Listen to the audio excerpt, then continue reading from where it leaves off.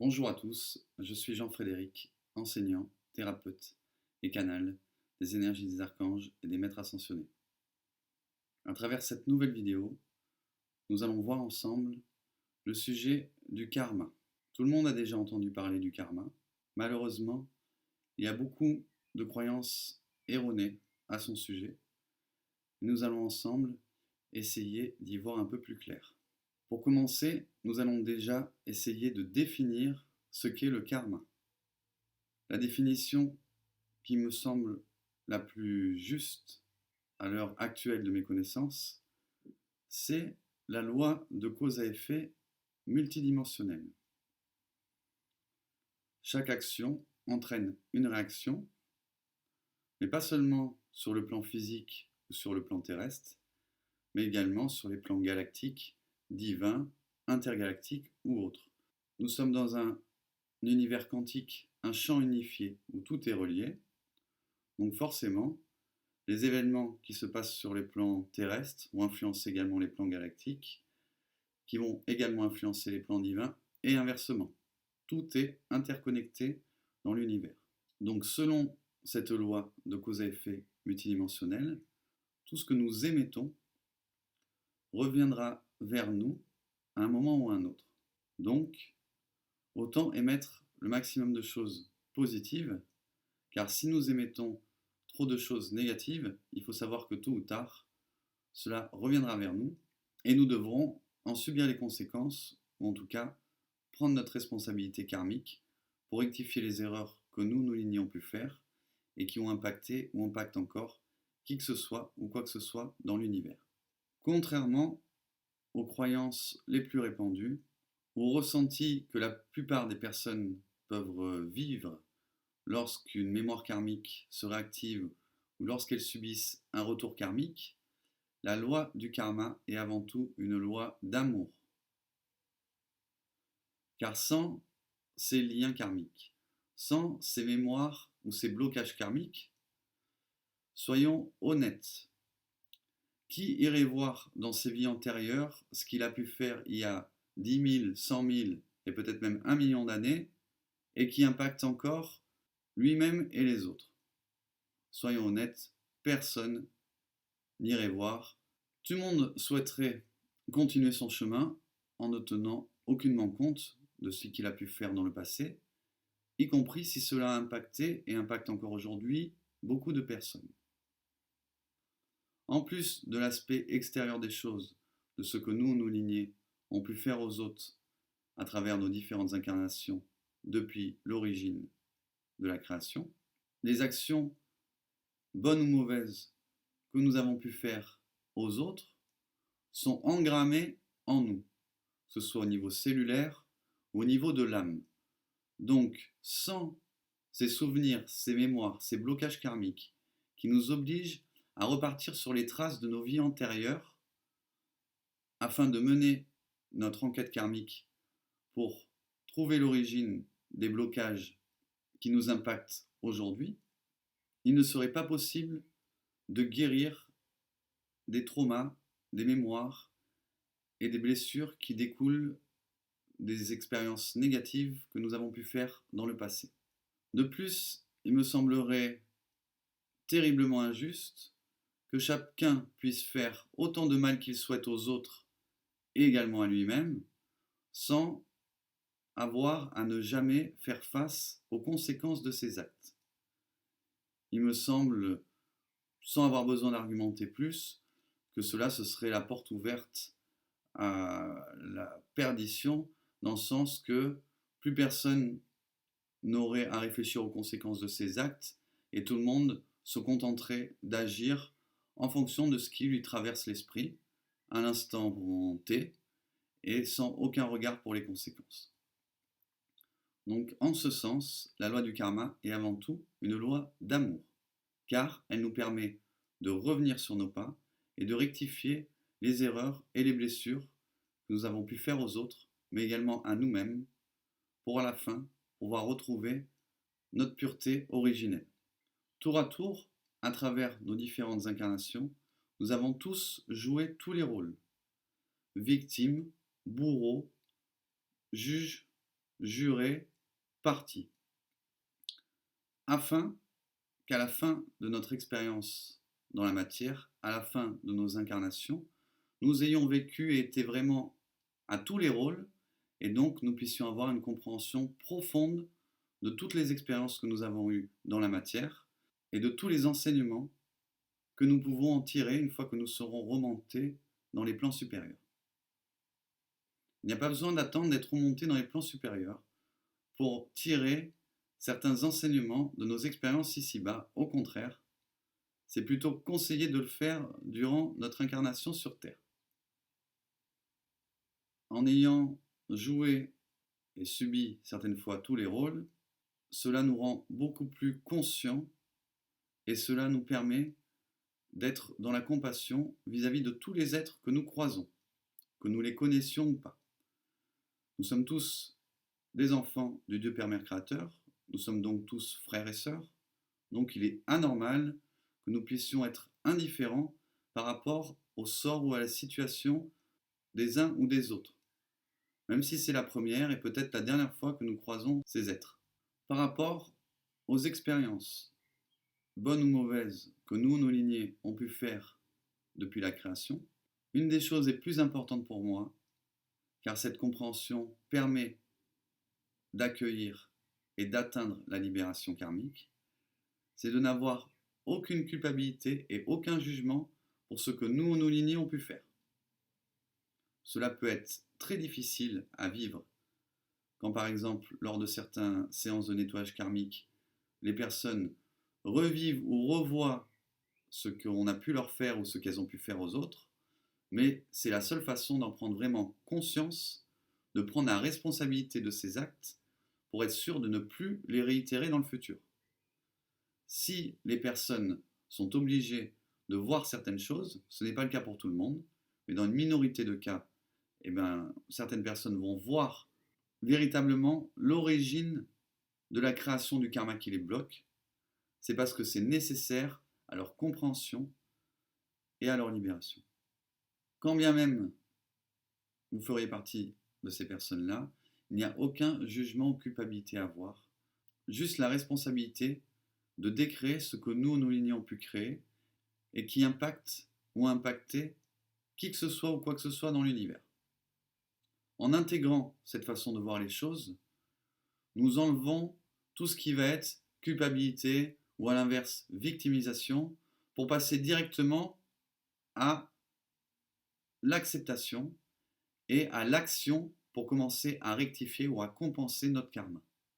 La seule chose qui nous est demandée, c'est de prendre notre responsabilité karmique, afin de mettre en œuvre tout ce qui est en notre capacité, y compris en faisant appel à d'autres personnes comme des thérapeutes, pour rectifier ce que nous, nos lignées, ont pu créer depuis l'origine de la création et qui a impacté ou impacte encore qui que ce soit ou quoi que ce soit dans l'univers. Si vous ne prenez pas votre responsabilité karmique, il est impossible que vous soyez libéré du karma, tout simplement. Car vous avez été acteur des pensées, paroles et actes qui ont créé ces différents karmas. Donc, c'est à vous, à présent, d'être également acteur des pensées, paroles et actes qui vont permettre de rectifier ces karmas.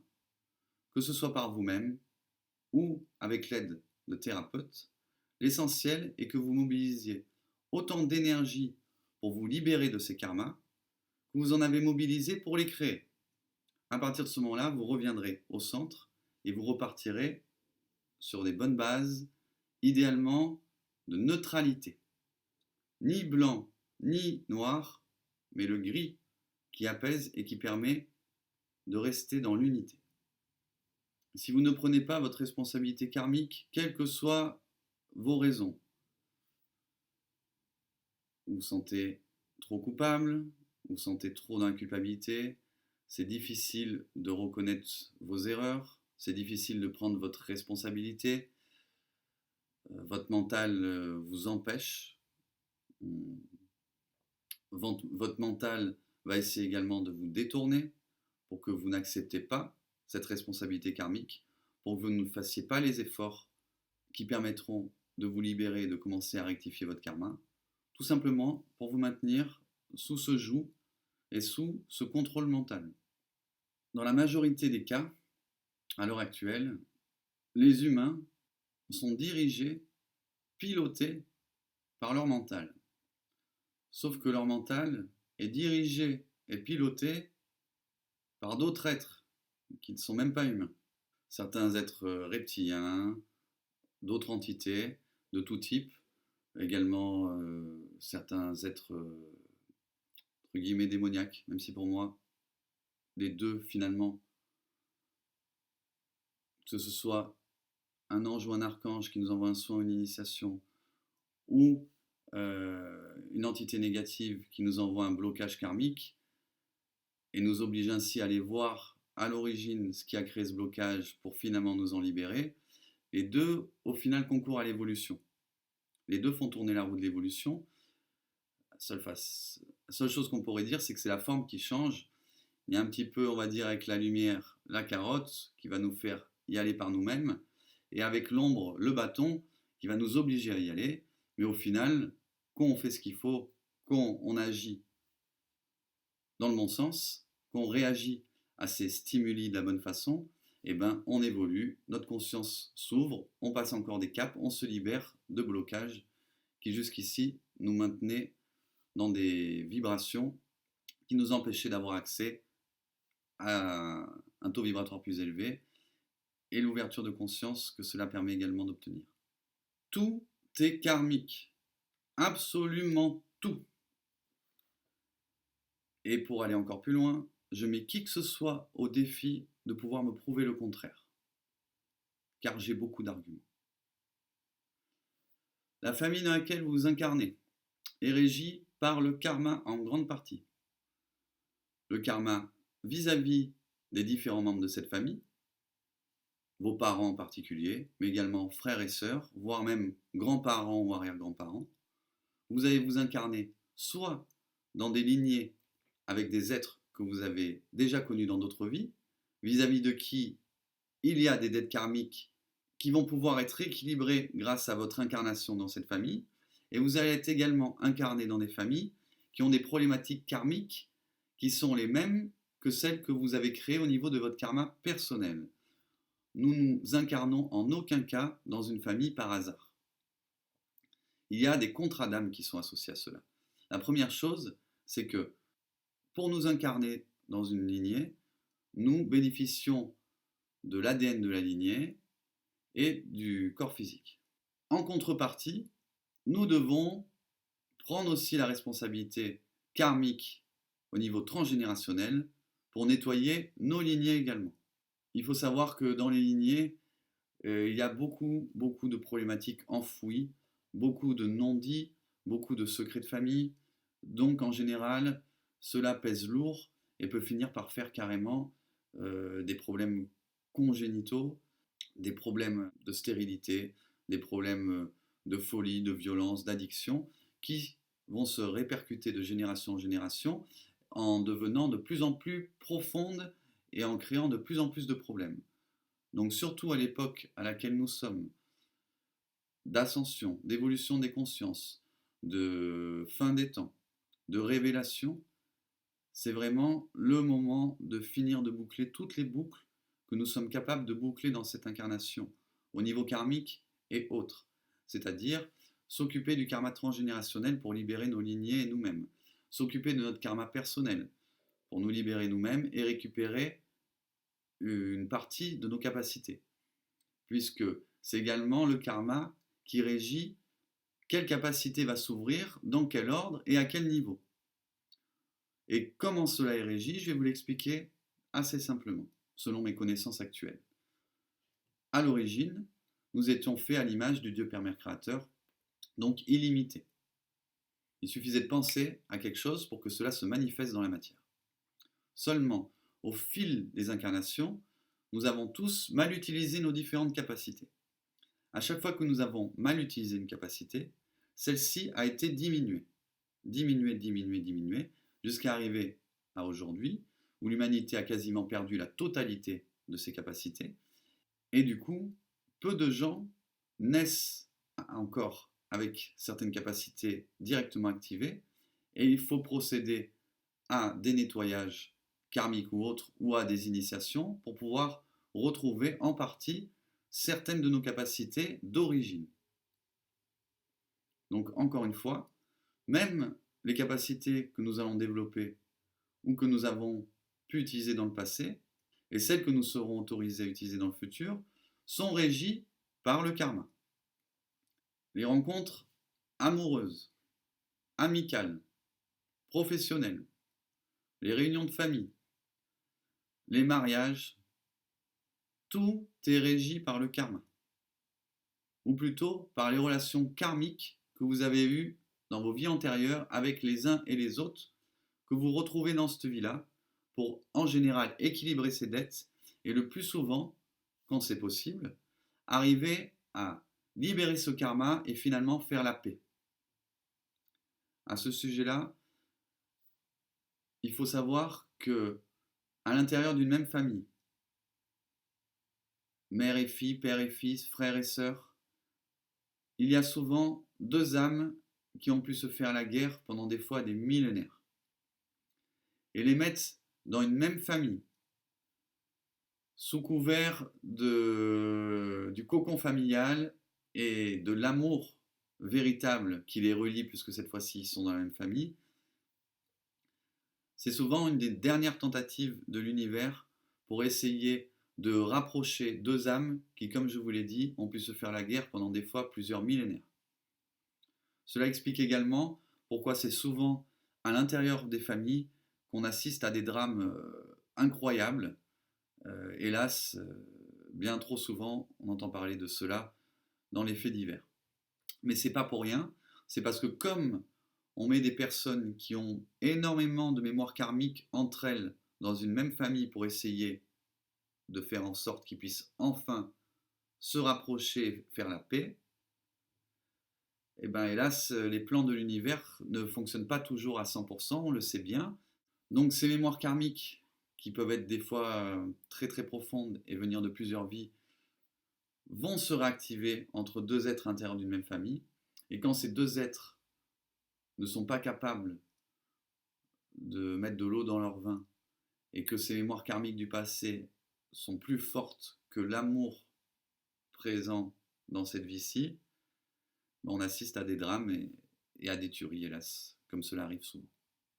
Nous avons parlé du tout karmique, nous avons parlé des lois qui régissent le karma. À présent, nous allons aborder le thème des mémoires karmiques. Qu'est-ce qu'une mémoire karmique? La mémoire karmique, comme la mémoire cellulaire, est le support de stockage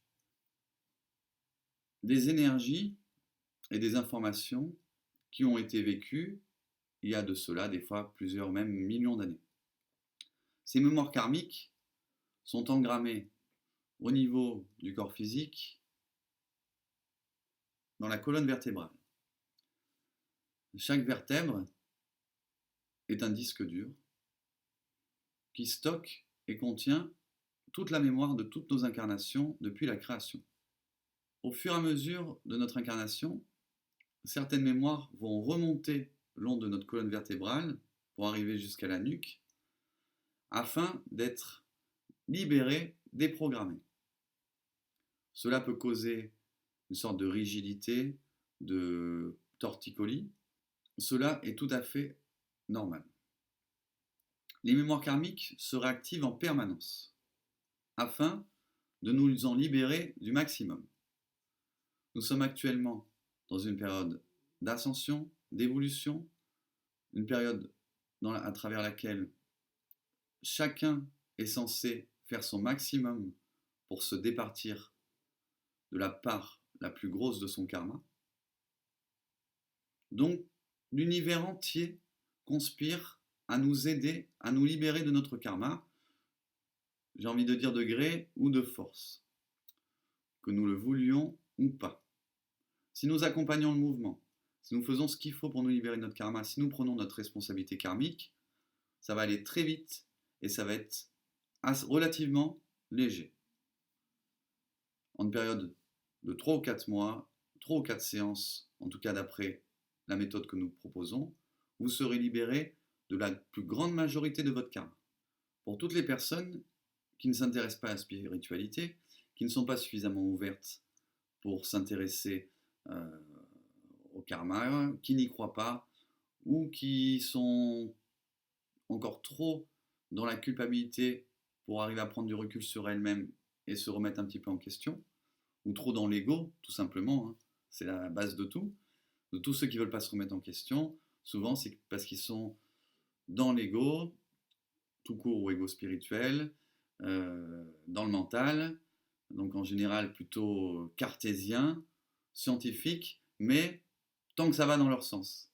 Si ça va dans un sens qui risque de les remettre en cause, alors là ils vont à nouveau s'inventer des barrières pour rester confinés dans leur belle petite cage dorée qui fera en sorte qu'ils ne se remettent jamais en question, qu'ils puissent finir par arriver presque à se faire croire qu'ils ont toujours raison, parce qu'on ne peut pas véritablement se mentir à soi-même. Et surtout, j'ai envie de dire, c'est leur libre arbitre. S'ils ne veulent pas évoluer, continuer à subir leur karma. Mais comme nous sommes tous reliés par le karma, ça serait injuste pour les autres qui ne vont pas pouvoir être libérés à cause d'eux qui ne font rien. Donc, l'univers a fait en sorte de nous mettre dans des champs d'énergie quantique, de nous faire aller sur certains lieux précis qu'on a pu connaître dans le passé, vers certaines personnes qu'on a pu connaître dans le passé, vers certaines pratiques qu'on a pu déjà avoir dans le passé, car quand nous nous retrouvons dans des lieux, des situations ou avec des personnes similaires à ce que nous avons pu vivre dans nos vies antérieures, cela va réactiver les mémoires qui leur correspondent. En réactivant ces mémoires karmiques en nous, ça va permettre de décharger ces mémoires de l'énergie qui a été stockée dedans lorsque ces événements se sont déroulés pour la première fois. Et cela va permettre, en libérant cette énergie, de décristalliser la mémoire qui stocke cette énergie et de libérer tous les blocages qui sont associés. Car la mémoire en elle-même, lorsqu'elle est placée au niveau de la nuque, des cervicales ou ailleurs, est comme une sorte de boule qui bloque la circulation de l'énergie. Donc on peut imaginer les mémoires karmiques comme étant plein de petites boules comme ça, au niveau des canaux subtils de la Kundalini, de la colonne vertébrale, mais également à d'autres niveaux, et qui bloquent la circulation de l'énergie. Des fois, ça peut être bien pire, ça peut être carrément des armes qu'on a engrammées dans certains de nos différents corps, des pièges, des choses cybernétiques. Il y a quantité de possibilités, hélas. Mais quoi qu'il en soit, la façon la plus fluide de se libérer de ces mémoires karmiques, c'est en accompagnant le mouvement, en prenant notre responsabilité karmique et en allant au-devant de ces mémoires karmiques pour ne pas attendre qu'elles se réactivent, car lorsqu'elles se réactivent, cela peut être explosif. C'est-à-dire, vous allez dans un endroit que vous n'avez peut-être pas l'habitude d'aller. Concert, salle de spectacle, réunion de famille, mariage ou autre. Là, vous allez rencontrer quelqu'un que vous n'aviez peut-être jamais rencontré dans cette incarnation, mais vis-à-vis de qui vous avez du karma. Lorsque vous allez vous rencontrer dans cette vie-ci, lorsque vos champs auriques vont entrer en contact, les mémoires karmiques qui correspondent aux relations que vous avez pu avoir dans les vies antérieures vont se réactiver quasiment automatiquement. Il ne peut pas y avoir que des mauvaises. Il peut y avoir également des mémoires dharmiques. Disons que vous avez rencontré cette personne dans 10 vies antérieures. Dans 7, ça s'est mal passé. Dans 3, ça s'est bien passé. Quand vous allez vous rencontrer dans cette vie-ci, ça peut être d'abord les mémoires dharmiques, les mémoires positives qui se réactivent. Donc vous allez vous sentir bien avec cette personne, en confiance. Vous allez sentir vraiment un lien proche qui vous relie, un lien du cœur. Même si vous ne la connaissez pas depuis longtemps dans cette vie-ci, vous allez avoir un ressenti comme si vous étiez amis depuis des siècles. Ce qui paradoxalement est le cas. Ou ennemis d'ailleurs. Cependant, une fois que ces mémoires dharmiques se seront réactivées et que vous aurez passé d'agréables moments, il peut y avoir à ce moment-là les mémoires karmiques qui se réactivent. Les mémoires de rivalité, les mémoires de guerre, les mémoires de jalousie. Et là, ça peut venir totalement court-circuiter votre relation présente, car ces événements, ces émotions, ces énergies du passé vont venir se remanifester dans cette relation présente, ce qui va entraîner des conséquences explosives, des énervements et des colères sans que raisonnablement dans cette vie il y ait une raison qui les explique, donc vraiment très très disproportionnées, des énergies très très négatives qui se manifestent à nous tout à coup sans raison. Ça peut faire 10 ans que vous connaissez la personne, vous pouvez avoir eu des relations plus que cordiales et amicales depuis des dizaines d'années. Tout à coup, parce que vous vous retrouvez dans une situation qui réveille des anciennes mémoires karmiques ou avec des personnes qui étaient présentes également dans ces vies antérieures, ces mémoires se réactivent, les énergies qui étaient enfermées en elles se libèrent, et là, ça va être OK choral. Ça peut être très très violent et disproportionné. Et une amitié de plusieurs dizaines d'années peut être totalement brisée sans qu'il y ait vraiment de raison dans cette vie-ci. C'est uniquement les mémoires karmiques des anciennes vies de rivalité entre vous qui viennent parasiter votre relation présente dans cette vie-ci. Et cela est valable pour tout le monde et tout le temps. Là, vous allez commencer à comprendre comment le karma régit votre vie dans tous ses aspects. Tous. Puisque nous parlons des mémoires karmiques, nous allons à présent aborder le thème des annales akashiques. Qu'est-ce que sont les annales akashiques? Les annales akashiques, c'est une immense bibliothèque quantique qui stocke les livres correspondant aux incarnations de toutes les âmes depuis leur création. Donc, tout est relaté, pensée, parole et actes, pour vous et vos lignées, depuis la création, à travers toutes vos incarnations. Les annales akashiques sont gardées par les seigneurs akashiques, entre autres, et les personnes qui ont été formées pour peuvent y avoir accès et peuvent vous permettre de comprendre mieux ce que vous avez pu vivre dans le passé et qui crée la situation présente, en vous donnant accès à certains chapitres de vos vies antérieures et en vous les relatant pour que vous ayez une compréhension plus fine de ce qui a pu avoir lieu dans le passé et qui crée la situation présente aujourd'hui. C'est une technique qui permet d'avoir des informations très ciblées, très justes. Et pour moi, quand il y a des cas vraiment très pointus où c'est un karma qui bloque véritablement, ça peut être très très juste d'avoir recours à quelqu'un qui va nous faire une lecture akashique à partir du moment où elle peut également déprogrammer ou nettoyer ces mémoires akashiques qui vont être mis en évidence. Maintenant que nous avons parlé des différents types de mémoires karmiques et des annales akashiques, nous allons à présent parler des différents acteurs du karma. Il y a les seigneurs du karma. Les seigneurs du karma régissent les libérations karmiques qui peuvent ou ne peuvent pas avoir lieu, à quelle vitesse elles auront lieu, à quelle profondeur. C'est eux qui accordent ou non les libérations karmiques. Les seigneurs akashiques sont les gardiens des annales akashiques. C'est eux qui vont vous permettre d'avoir accès à certains chapitres de vos propres annales akashiques, afin que vous ayez une compréhension plus profonde des événements qui ont eu lieu dans le passé et qui créent la situation présente. Et enfin, il y a le gardien du karma. Le gardien du karma supervise la vitesse à laquelle les différents karmas vont se réactiver en vous. Et normalement, je dis bien normalement parce qu'il y a de temps en temps des bugs, il n'est pas censé réactiver plus de karma que vous n'êtes capable d'en transmuter.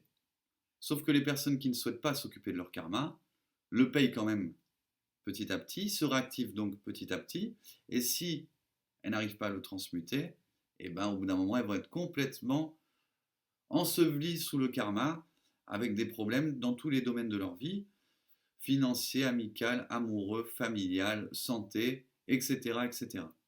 Les personnes qui ont tous les domaines de leur vie bloqués comme ça, même si c'est depuis toujours, il faut prendre un tout petit peu de recul et se dire que ces personnes-là ont beaucoup de karma, même si tout le monde a beaucoup de karma. Ces personnes-là, en tout cas, en ont plus que les autres, ou en tout cas en sont plus impactées que les autres. Donc la seule solution, si elles souhaitent améliorer leur vie et arriver à débloquer un certain nombre, voire la majorité de ces problématiques, il faudra passer par le karma, d'une façon ou d'une autre. Le karma est un passage obligatoire de notre évolution et de notre cheminement spirituel. L'erreur la plus répandue parmi les travailleurs de lumière et tous ceux qui souhaitent évoluer et qui s'intéressent à la spiritualité, c'est de ne rester focus et concentré que sur la lumière, les anges, les archanges et notre part de lumière. Sauf que nous sommes constitués également d'une part d'ombre et que peu importe ce que nous faisons, nous ne pouvons nous séparer ni de l'un ni de l'autre. Donc la seule façon de faire, qui soit vraiment pérenne et qui nous permette de trouver la paix et l'unité, c'est d'allier, c'est de fusionner, unifier les deux. Le karma, c'est la même chose. En travaillant notre karma, nous travaillons notre part d'ombre. Nous la nettoyons, nous la remettons bien propre, afin qu'elle puisse s'unifier avec notre part de lumière et que nous puissions donc être enfin en unité et plus en paix. Si nous ne nous occupons pas du karma et que nous cheminons sur un chemin d'évolution, de lumière, tôt ou tard, notre lumière viendra prendre trop de place par rapport à notre part d'ombre, et notre part d'ombre viendra se défendre afin de s'assurer un espace vital, tout simplement. Nous pouvons prendre cela comme étant une attaque psychique extérieure, mais en fait, c'est une attaque psychique intérieure. Ce qu'il faut savoir aussi, c'est que nos parts d'ombre et nos parts de lumière sont d'égale force. Donc, à la fin de ces combats, nous sommes complètement épuisés, puisque même si nous battons de toutes nos forces, nous n'arriverons de toute façon qu'à un match nul. Donc la seule façon de faire, c'est de les unifier. Si nous ne voulons pas faire ceci, et que nous continuons de cheminer uniquement vers la lumière, sans s'occuper de l'autre polarité, tôt ou tard nous aurons un rappel sous la forme de karma qui se réveille et qui vont venir arrêter net notre évolution ou notre pratique spirituelle, quelle qu'elle soit et quel que soit le niveau que nous avions pu atteindre. En général, à ce moment-là, tout va s'arrêter et nous allons redescendre au niveau où nous en étions avant de faire ces travaux et ces évolutions sur nous-mêmes. Car à l'heure actuelle, nous allons bientôt sortir de la dualité au niveau du collectif, aussi bien qu'au niveau personnel. Donc, il nous est demandé de sortir de ces façons de voir les choses uniquement lumière ou uniquement ombre, car aucune des deux ne permet d'atteindre l'unité et la paix. Aucun de ces deux chemins, à lui seul, ne permet d'arriver à destination. Il faut tôt ou tard arpenter l'un et l'autre, faire la paix avec l'un et l'autre en soi et à l'extérieur de soi pour véritablement trouver la paix et l'unité. Pas besoin d'argumenter plus là-dessus, tellement que ça me semble logique. Maintenant que nous avons abordé les différents acteurs du karma, nous allons également rapidement définir les différents types de karma. Donc il y a d'abord le karma transgénérationnel.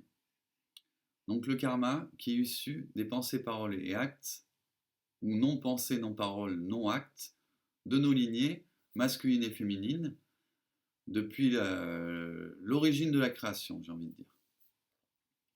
Donc ce sont souvent des karmas lourds qui impactent nos lignées depuis des millénaires, donc ça peut remonter des fois très très loin, bien au-delà des quelques ancêtres que nous connaissons.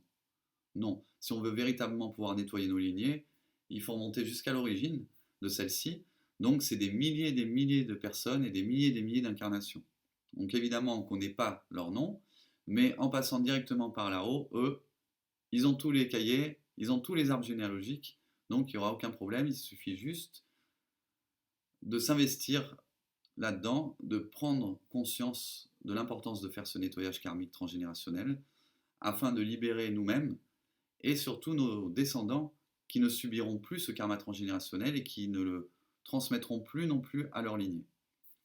Si l'ensemble ou la majorité des humains se mettaient à nettoyer leur karma transgénérationnel, en 10 ou 20 ans, il y a énormément de malformations ou de tares congénitales qui sont transmises de mère en fille ou de père en fils, qui tout simplement disparaîtraient de la surface de la Terre.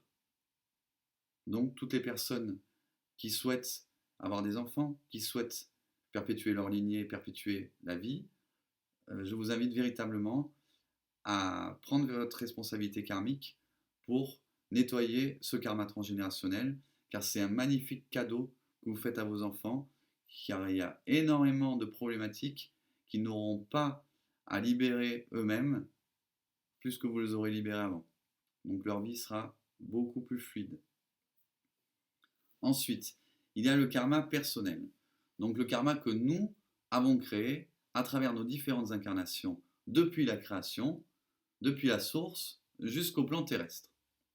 Donc ces karmas impactent tout le monde, nous sommes tous reliés par ces karmas, et nous avons tous, à un moment ou un autre, fait des erreurs, fait des expériences qui ont eu un résultat pas très heureux pour nous-mêmes et les autres.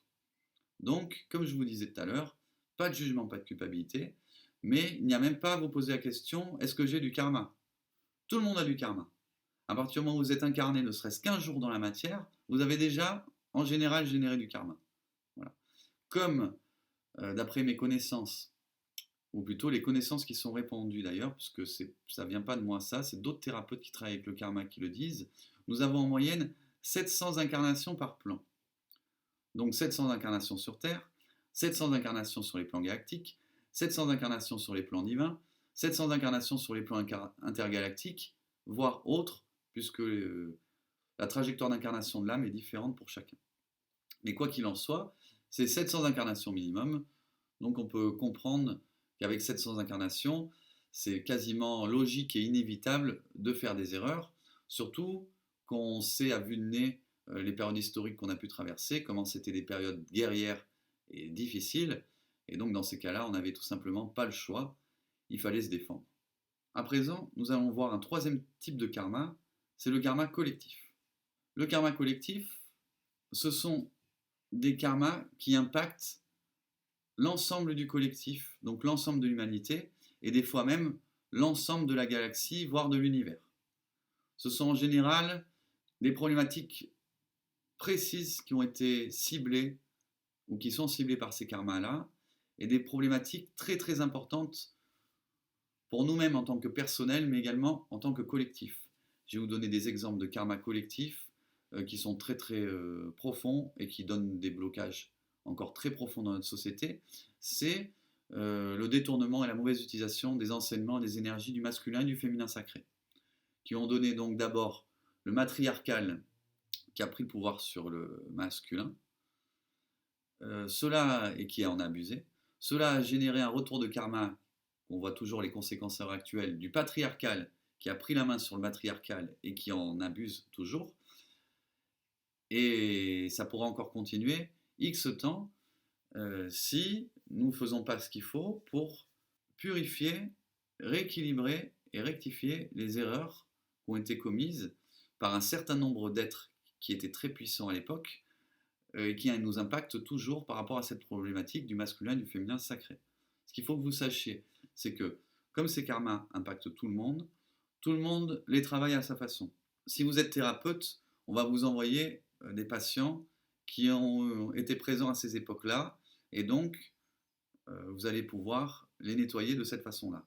Si vous avez fait partie de ces êtres-là, vous allez avoir beaucoup de problématiques au niveau de la sexualité, au niveau amoureuse, beaucoup de problématiques au niveau peut-être également pour faire des enfants. Donc c'est une façon pour vous de payer ce karma, de purifier ce karma. Il va y avoir aussi les femmes qui vont avoir des problèmes gynécologiques beaucoup plus fréquents que d'autres, par exemple. Avec des règles hémorragiques, des douleurs très fortes, cela dénote un karma relié de près ou de loin au masculin ou au féminin sacré. Voilà. Il faut savoir que tant que ces karmas collectifs ne sont pas dissous par chacun à son échelle, il ne peut pas être dissous au niveau collectif, et donc on ne peut pas évoluer, avancer ou se libérer de ces problématiques qui nous tirent vers le bas.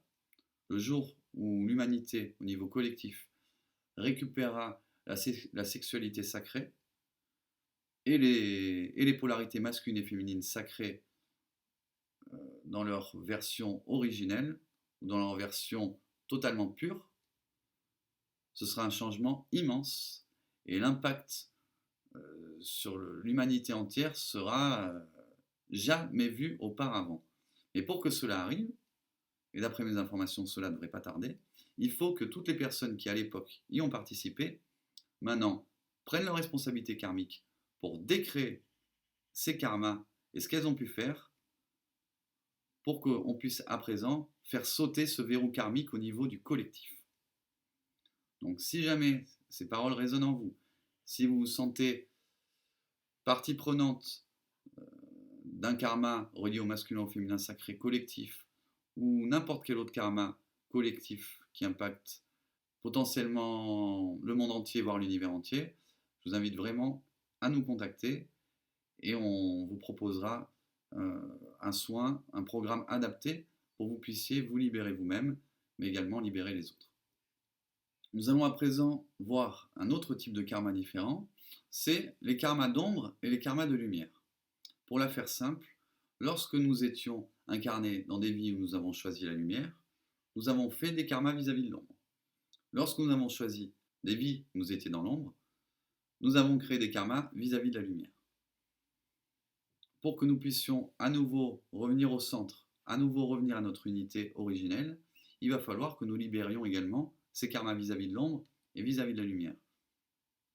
Ces karmas vis-à-vis de l'ombre et de la lumière nous empêchent d'être en unité et nous polarisent vers notre côté ombre et vers notre côté lumière et nous maintiennent dans cette espèce de grand écart qui, passez-moi l'expression, un peu le cul entre deux chaises et qui du coup est la position la plus inconfortable. Si vous voulez, ce que beaucoup de gens ont du mal à comprendre par rapport à toutes les croyances qui ont été mises dans notre tête depuis l'ère judéo-chrétienne, et même encore, il n'y a qu'à regarder la télé, les dessins animés, les séries, les bons d'un côté, les méchants de l'autre, et jamais un bon peut devenir méchant, jamais un méchant peut devenir bon, ou jamais un mauvais peut avoir de la compassion, jamais un bon peut avoir de la colère ou de la méchanceté. C'est erroné, tout simplement. Hélas, ou heureusement, c'est pas aussi tranché que ça, et on a tous été tout, et du coup, il faut avoir la compassion, la compréhension pour ceux qui sont en train de traverser ce que nous avons pu déjà traverser dans le passé, tout simplement. Certains karmas vont même impacter notre âme, c'est-à-dire que l'âme, contrairement à nous, elle n'a pas le voile entre les différentes incarnations. Et l'âme, il faut savoir que certaines ont plus d'1 million d'années. Donc, elle va se souvenir de tout ce qu'elle a pu faire depuis, on va dire, pour certaines, 1 million d'années.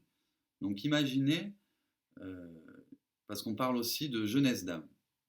Donc quand j'ai entendu parler la première fois de jeunesse d'âme, moi ce qui m'est venu tout de suite, c'est pas pour rien que je nettoie le karma, c'est erreur de jeunesse d'âme. Sauf qu'une erreur de jeunesse d'âme qui a eu lieu il y a 100 000 ans, eh ben, l'âme elle voit toujours les conséquences sur les autres ou sur elle-même 100 000 ans plus tard. Donc imaginez une culpabilité de 100 000 ans, par exemple, ou ne serait-ce que de 10 000 ans. Je vous laisse quelques secondes. Donc ça fait que toutes les âmes que j'ai l'occasion de nettoyer ou d'aider sont enfermées, elles-mêmes se sont auto-enfermées dans une sorte de cocon de culpabilité qui les empêche d'accepter les libérations, même quand elles sont accordées par les plans supérieurs. Elles ne se sentent pas dignes d'être libérées, elles culpabilisent toujours des erreurs qu'elles ont pu faire dans le passé. Donc, en plus des différents nettoyages karmiques dont je vous ai parlé, à un certain moment, il faut également aller au niveau de l'âme, nettoyer les conséquences de ces karmas, les conséquences traumatiques de ces karmas au niveau de l'âme, afin qu'elle puisse à nouveau être en paix, sortir de son cocon et vous apporter beaucoup plus de joie de vivre, de paix et d'amour, j'ai envie de dire, pour votre expérience sur Terre. S'il y a vraiment Une chose que je souhaite que vous reteniez à travers cette vidéo, c'est que le karma est incontournable. Nous devons tous à un moment ou à un autre prendre notre responsabilité karmique et que le fait de prendre sa responsabilité karmique nous permet d'évoluer comme jamais aucune initiation, enseignement ou autre nous aurait pu permettre d'évoluer. Et pour finir, comme nous sommes tous reliés par le karma, prendre notre responsabilité karmique pour nous libérer nous-mêmes, c'est également participer à la libération du collectif. Donc en ce qui me concerne, c'est la raison même pour laquelle nous sommes ici, ou en tout cas c'est un des objectifs majeurs de notre incarnation présente, puisqu'il faut savoir qu'avant 2012, et même avant 2015, il était impossible de libérer des plans karmiques entiers comme nous pouvons proposer de le faire, moi et Sandrine, à l'heure actuelle. Cela n'existait tout simplement pas. Seulement, comme nous sommes à la période de la fin des temps, et que, comme je vous l'ai déjà dit, nous sommes censés boucler le maximum de karma dans cette vie-ci, l'univers met tout en perspective autour de nous, à travers nos rencontres, les lieux sur lesquels nous allons nous retrouver, les personnes que nous allons voir, les énergies auxquelles nous allons nous reconnecter, pour faire sauter et pour boucler le maximum de boucles karmiques. Si vous n'essayez pas d'accompagner le mouvement, il va y avoir constamment des choses qui vont vous tomber sur le coin de la tête, que ce soit au niveau physique, interne, santé ou externe, qui va faire que vous êtes complètement submergé au bout d'un moment, et au bout d'un moment, vous serez plombé par le karma, et vous ne pourrez même plus mettre la tête hors de l'eau. Donc avant d'en arriver là, si vous commencez à voir que il vous arrive problématique sur problématique, vous n'avez même pas le temps de respirer ou presque, il en arrive directement une autre, pensez que c'est peut-être le moment de prendre votre responsabilité karmique et que c'est peut-être un signe de là-haut pour vous le faire comprendre. Tout simplement. Je vous remercie de m'avoir écouté jusqu'au bout. J'espère que cette vidéo vous aura apporté un éclairage sur les différents mécanismes qui régissent le karma et que cela vous permettra de prendre la bonne décision pour vous-même, votre évolution et le collectif dans son ensemble. Je vous souhaite une belle journée, une belle soirée et je vous dis à bientôt. Et d'ici là, que le rayonnement soit vôtre. Merci pour votre écoute.